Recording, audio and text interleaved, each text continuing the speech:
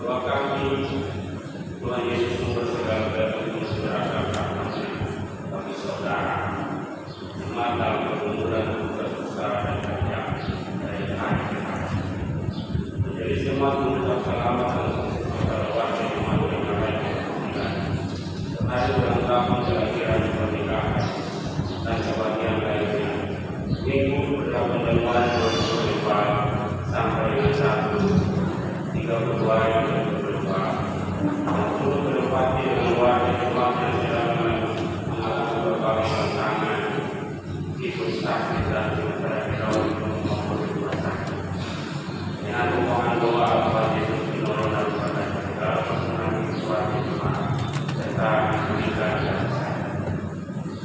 selanjutnya kami mohon kepada jemaat untuk berjuang dan jemaat yang minggu dalam Januari 2024 tema mengenang umat Tuhan Januari 2024 bersyukur dan jadilah setiap orang beriman dan tema minggu ketiga itu juga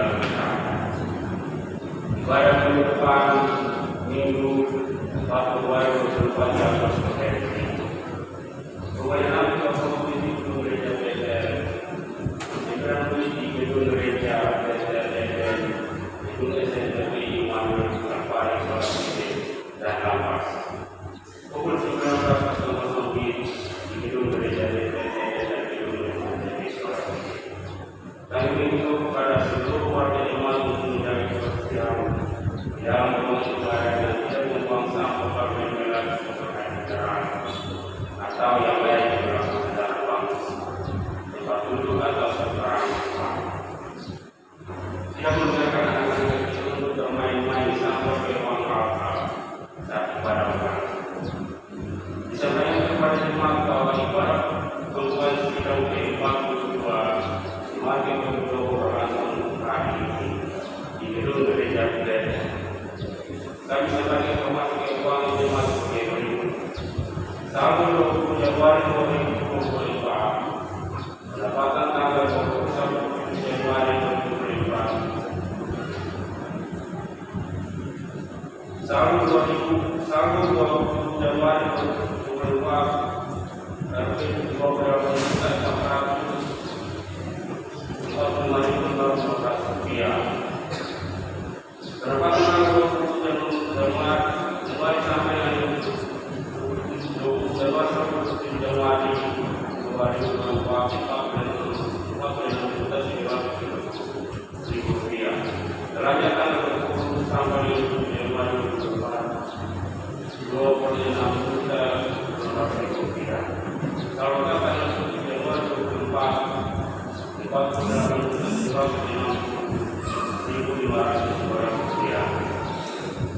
Terdapat penanggung jawab pelayanan ini pendeta Yunani Rupati yang melayani pada desa ini pendeta Yunani Rupati tapi pada yang menangani pada pembukaan siaga wajib pembacaan kitab Ibrani ayat 1 sampai 2 setelah ditambun dan 3 kali Tuhan berfirman untuk menyambutkan Tuhan dan ibadah ini dengan lakukannya BPN nomor 37 ayat 1 dan 2 serta proses pelayanan di ruang ibadah demikian waktu jemaat ini sebagai aspirasi bagi saudara-saudara jemaat kami dapat terima kasih selamat beribadah 28 Januari 2024 jadi jemaat GPM Logo itu aku pendeta Jeropolo Taris dengan doa Edman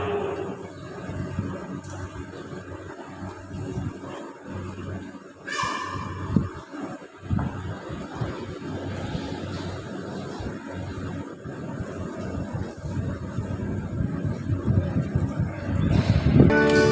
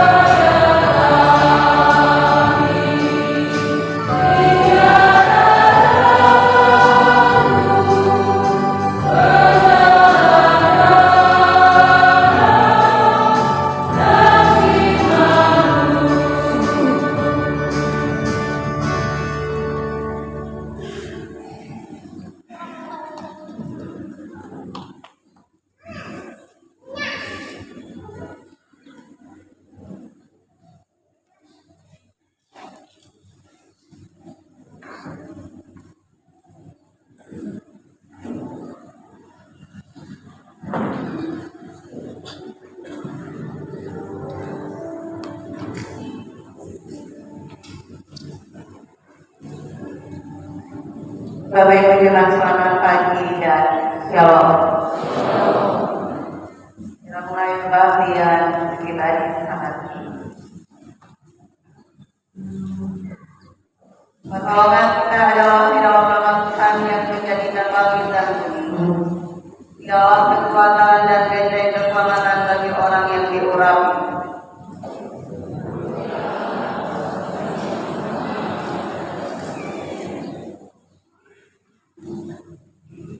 Di atas dasar Yesus Kristus Tuhan kita yang telah memanggil kita menjadi gereja, kita terus untuk bersaksi dan melayani dengan segalanya.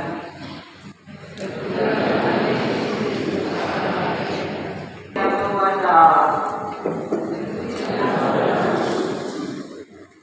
Bagian pembukaan sidang ke-42 Jemaat GPRO kita datang di dalam nama Kristus Allah kita, Bapa, Anak dan Roh Kudus, dan sejahtera Allah menyertai saudara-saudara.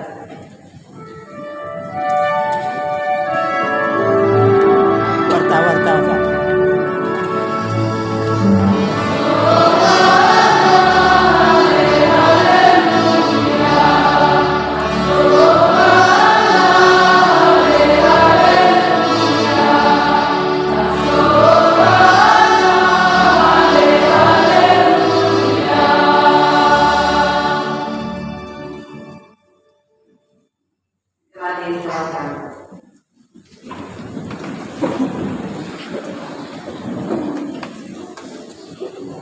Kiranya kasih Kristus oleh pertolongan Tuhan hari ini pun dalam Januari 2024 setelah persidangan ke-42 Jemaat GPRO kita ada di sini untuk bersama-sama menyatukan hati dan pikiran dalam memperkuat komunitas pelayanan gereja di tengah-tengah perkembangan bersama.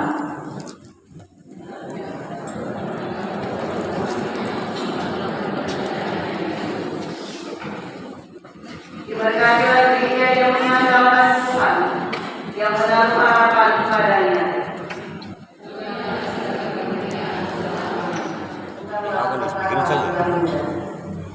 Iya, laptop. Bagaimana? Fokus ada speaker. Sebagai orang-orang yang telah terpanggil dan terpilih untuk melayani Tuhan. Kalau ada video dia bisa tampil di speaker. Tidak pasang itu pakai jaket saya. Masukin saya apa ya? Wireless.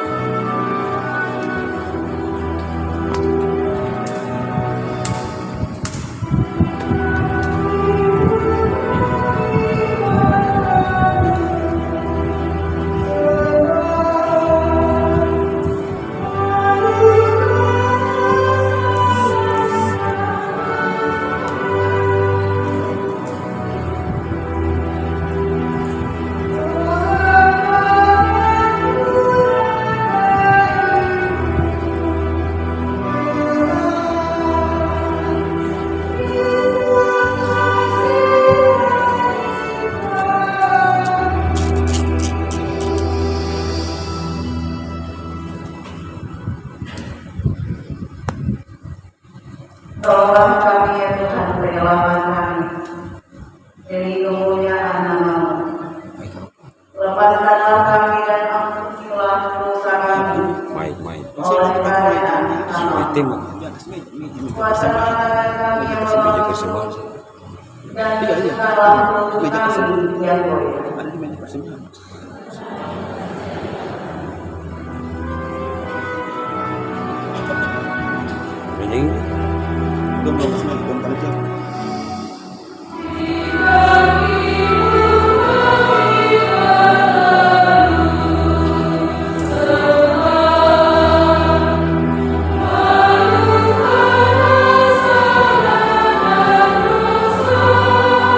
Ini ada ini pun yang ini baik.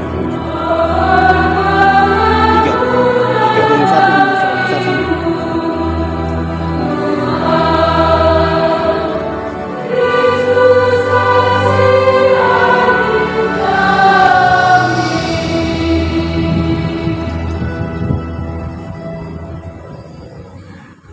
Jemaat kekasih Kristus, dengarlah dan petunjuk Tuhan.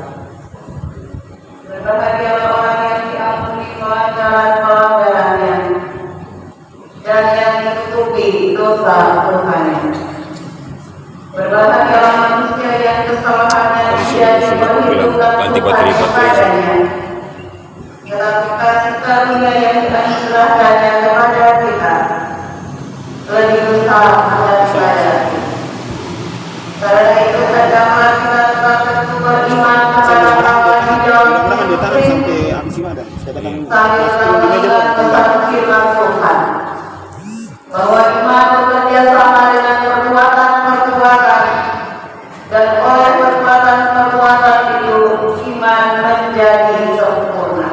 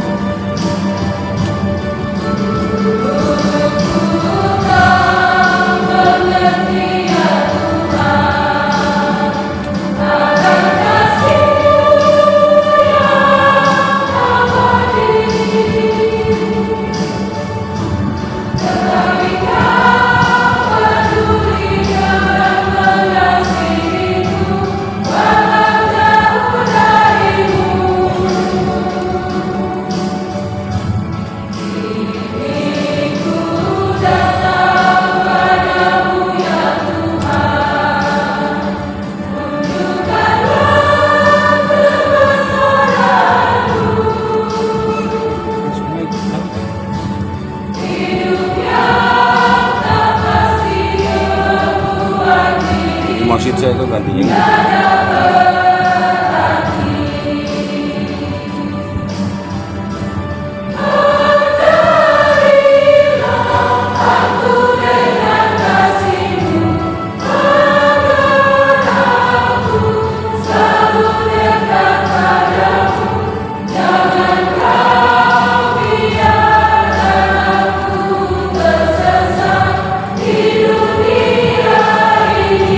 siapa yang dulu di Kabupaten Kulut?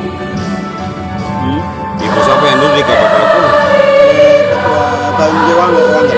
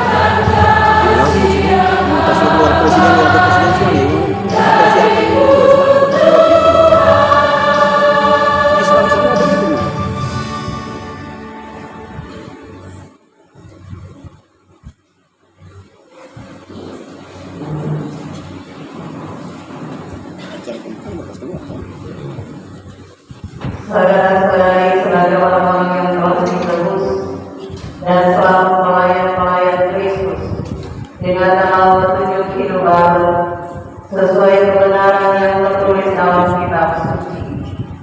Lakukanlah segala sesuatu dengan tidak bersungguh-sungguh dan berbantah-bantahan, supaya kamu tiada berakhir dan tiada bernoda, sebagai anak-anak Allah yang tidak bercela di tengah-tengah angkatan yang bengkok hatinya dan yang sesat ini, sehingga kamu bercahaya di antara mereka seperti bintang-bintang di dunia dan hidup sebagai keluarga Allah, yakni jemaat dari Allah yang hidup, tiang penopang dan dasar kebenaran.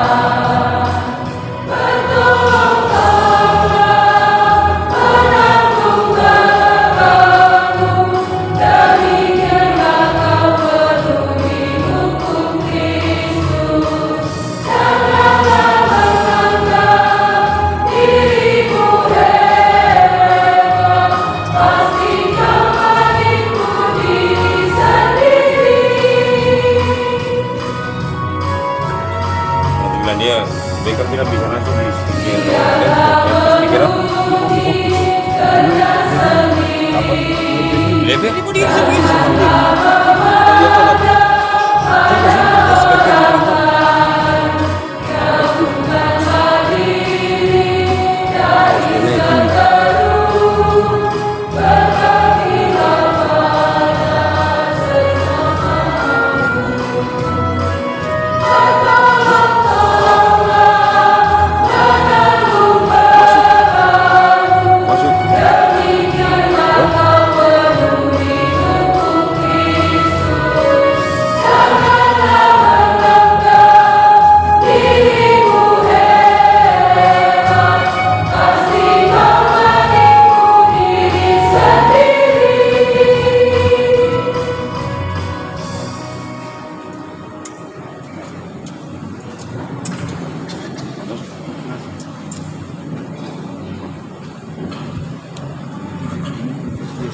Kalau DVD dia bilang itu.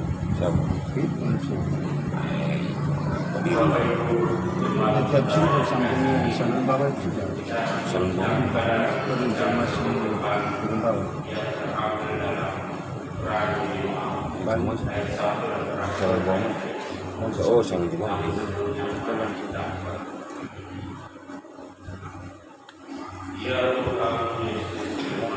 Dengan suara paling kalangan itu.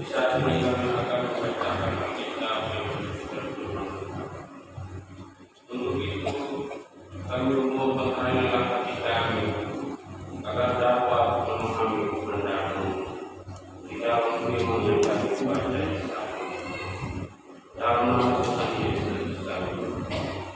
Amin. Khotbah lalu ini kasih dia turun kasih dia sudah.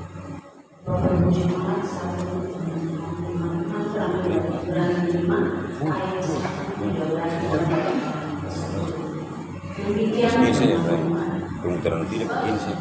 Sebab setiap bangsa dan diri dari antara manusia ditetapkan bagi manusia dalam hubungan mereka dengan Allah, supaya ia mempersembahkan persembahan dan korban dari dosa. Ia harus dapat mengerti orang-orang di jalan dan orang-orang yang sesat, karena dia sendiri hidup dengan kelemahan. Ia mengharuskannya untuk mempersembahkan korban karena dosa. Bukan saja bagi umat, tetapi juga bagi diri sendiri. Dan tidak seorang pun yang mengambil kehormatan itu bagi dirinya sendiri, tetapi dipanggil untuk itu oleh Allah. Seperti yang telah terjadi dengan Harun. Demikian pula Kristus tidak memuliakan dirinya sendiri dengan menjadi imam besar, tetapi dimuliakanlah oleh Dia yang berfirman kepadanya, Anakku, engkau telah diperanakkan pada hari ini, sebagaimana firman-Nya dalam suatu nas lainnya, engkau adalah imamku selama-lamanya. Kita masih bicara.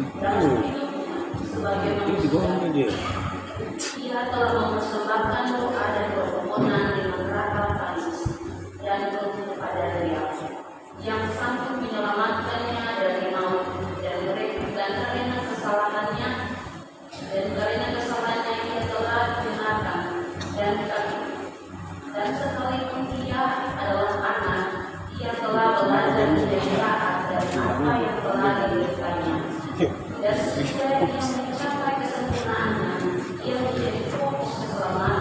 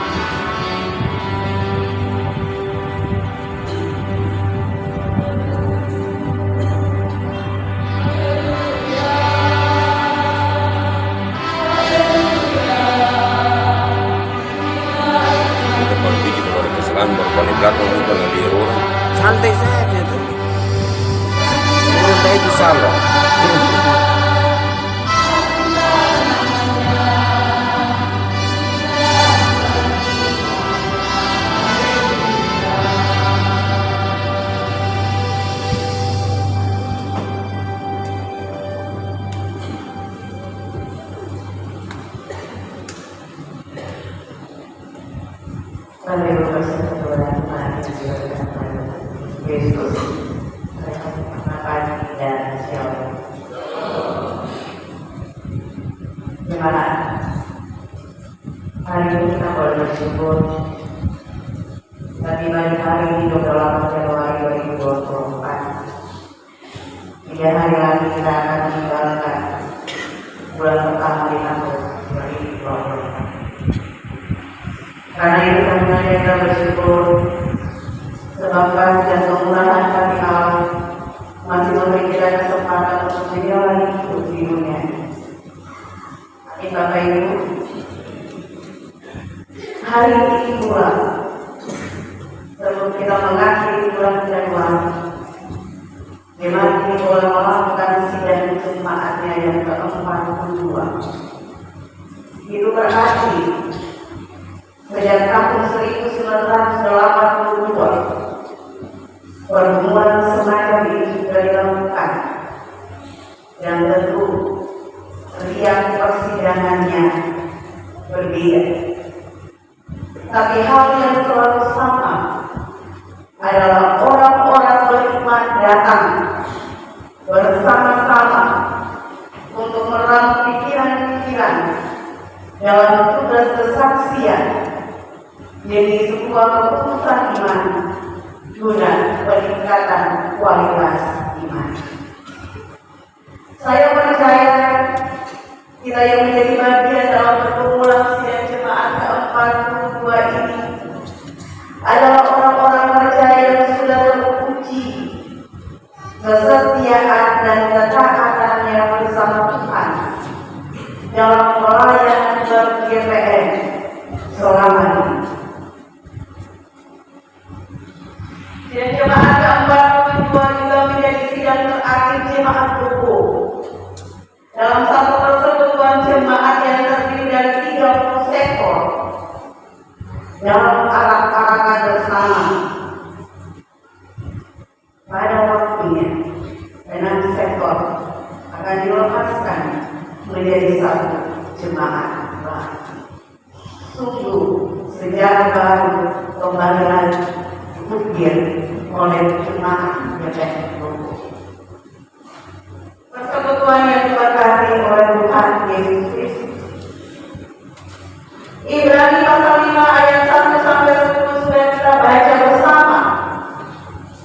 Lembaga Alkitab Indonesia memberi judul Yesus sebagai imam besar. Di bawah tema mingguan kita hidup dalam ketaatan.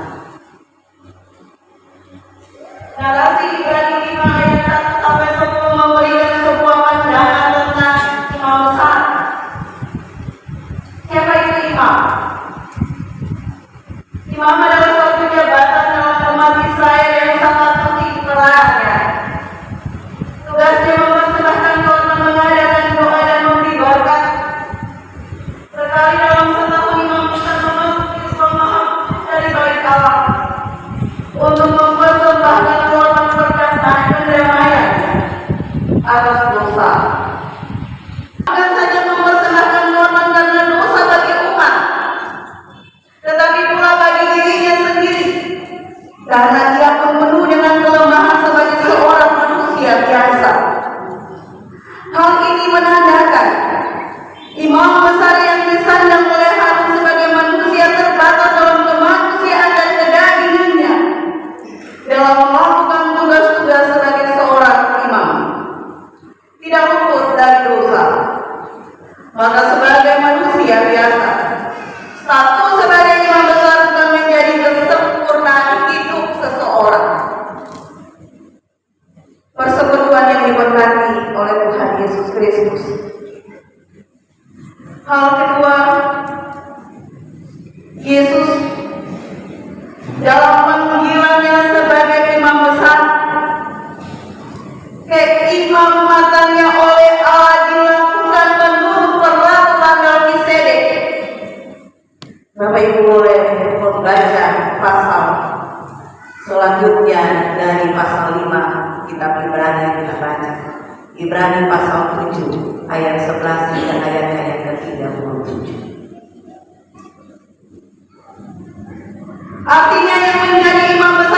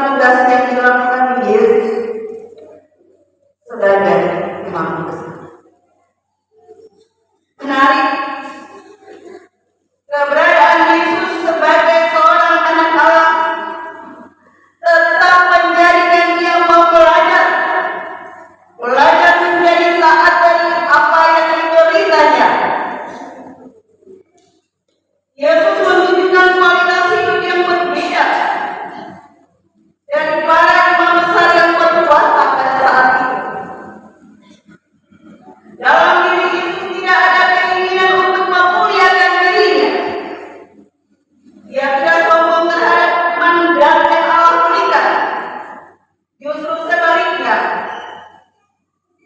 dalam tanggung jawab sebagai seorang imam besar, Yesus penuh kasih, penuh kerendahan hati, peduli terhadap sesama, bahkan dalam mengorbankan dirinya, tidak membalas kejahatan. Dia tidak dendam kepada orang-orang yang membencinya saat itu, ahli-ahli Taurat dan orang mati yang tidak menyukai keberadaan. Karena dia tahu bahwa dalam tugas pengutusan itu Allah dipermuliakan. Kemuliaan Allah mau dinyatakan, dan karena itu ia melakukannya dalam sebuah kesadaran sebagai tugas pengutusan yang secara total diberikan Allah. Persekutuan yang diberkati oleh Tuhan Yesus Kristus. Sekalipun Yesus mempunyai status dan jabatan yang mulia, semua itu tidak dipahami sebagai hak istimewa di hadapan Allah. Yesus sebagai anak Allah, ia tetap menunjukkan ketaatannya yang mutlak kepada kehendak Allah, meskipun ketaatannya membawa pada penderitaan sampai pada peristiwa kematian. Ketaatan Yesus bukanlah ketaatan yang membawa buta.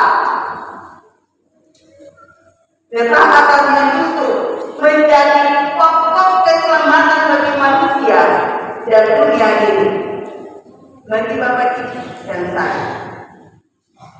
Yesus menunjukkan ketaatan sempurna walau berada dalam berbagai pencobaan dan tantangan selama karya pelayanannya. Ketaatan Yesus ini yang menjadi poin penting bagi Bapak Ibu dan saya dalam menjalani kehidupan kita dengan tugas-tugas tanggung jawab pelayanan yang kita emban. Persekutuan yang diberkati oleh Tuhan Yesus Kristus. Maka ada beberapa catatan dari bagian Alkitab yang kita baca untuk kita renungkan dalam perjalanan kehidupan kita di minggu ini, tetapi pula dalam pergumulan persekutuan jemaat GPM Dobo yang di hari ini menggelar persidangan jemaat. Yang pertama, jadilah orang-orang percaya yang benar-benar hidup dalam ketaatan pada Tuhan. Ketaatan dalam tugas kita sebagai orang-orang yang Tuhan panggil di tengah-tengah bangsa dan negara ini. Ketaatan dalam hidup keluarga rumah tangga kita, suami istri, orang tua dan anak, bahkan orang bersaudara. Jangan pernah bangga karena status dan hak-hak istimewa yang kita miliki, lalu kita mengabaikan atau lupa bahwa kita ada dan memiliki segalanya hanya karena kasih karunia Tuhan. Nilai-nilai hidup yang sesuai dengan firman Tuhan mesti menjadi harga mati orang percaya, Bapak Ibu dan saya. Nilai-nilai hidup yang sesuai dengan kehendak Tuhan mesti menjadi harga mati yang perlu ditawar dan dibanding-bandingkan dan dipikirkan dengan akal pikir kita sebagai manusia. Yang kedua, saudara-saudara yang hari ini terpanggil dalam persidangan jemaat GPM Dobo yang ke-42, jadilah peserta sidang yang hidup dalam ketaatan pada Tuhan. Panggilan iman saudara-saudara dalam persidangan gerejawi ini adalah akta iman bersama kita. Karena itu taat tidak bersidang dengan baik, taat terhadap ketentuan yang berlaku, dan yang penting saat melakukan keputusan-keputusan dalam perjalanan pelayanan tahun 2024 yang akan kita jajaki bersama. Kita tidak hanya memutuskan, tapi apa yang kita putuskan mesti kita kerjakan bersama-sama sebagai wujud ketaatan kita kepada Tuhan. Momen ini bukan soal momen pertanggungjawaban iman semata menjadi jemaat sebagai mandataris persidangan, tetapi Bapak Ibu jemaat yang turut bergumul dalam persidangan yang mulia ini juga memiliki andil di dalamnya. Sepanjang tahun 2023, apakah kita sudah menjadi warga gereja, warga jemaat yang taat menolak seluruh pergumulan-pergumulan yang kita putuskan di tahun 2023 dengan 125 kegiatan?